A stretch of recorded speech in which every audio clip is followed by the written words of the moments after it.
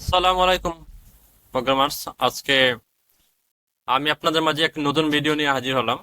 আজকের বিষয়টি হচ্ছে কিভাবে একটি রিয়েক্টের প্রজেক্টের মধ্যে থেকে আপনি কোথায় এবং কোন কম্পোনেন্টটা ইউজ হয়েছে এবং কম্পোনেন্টের মধ্যে কি কি ডাটা পাস হয়েছে ওইটি সুন্দরভাবে দেখতে পারেন এবং বের করতে পারবেন। তো এটি করার জন্য আমাদের প্রথমে একটি এক্সটেনশন ক্রোমের মধ্যে ডাউনলোড করে নিতে হবে। এটি হচ্ছে রিয়েক্ট ডেভেলপার টুলস। তো আমি এটি অলরেডি ক্রোমের মধ্যে ইনস্টল করে রেখেছি। ইনস্টল করার পরে আপনি একটি প্রজেক্টের মধ্যে চলে যাবেন।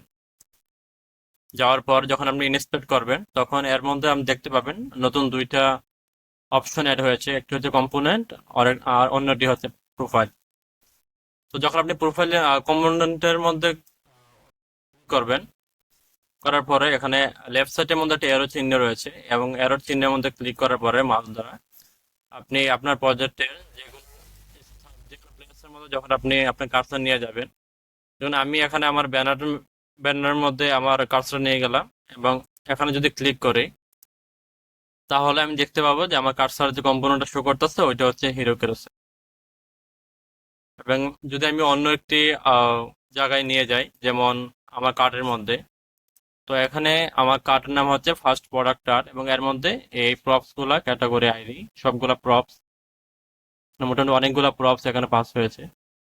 আর যদি আমি চাই যে এই কম্পোনেন্টটা আমি দেখতে চাই আমার বিএস কোডের মধ্যে, তো সরাসরি আমরা এখন বিএস কোডে চলে যাব এবং যদি আমরা কন্ট্রোল পি ক্লিক করে একসাথে আমরা সার্চ করি, তাহলে আমরা যে কম্পোনেন্ট ইউজ হয়েছে ওই কম্পোনেন্টটা আমরা খুঁজে বের করতে পারবো।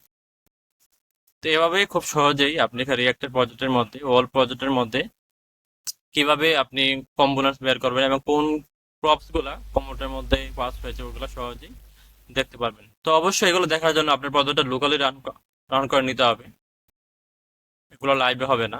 Thank you.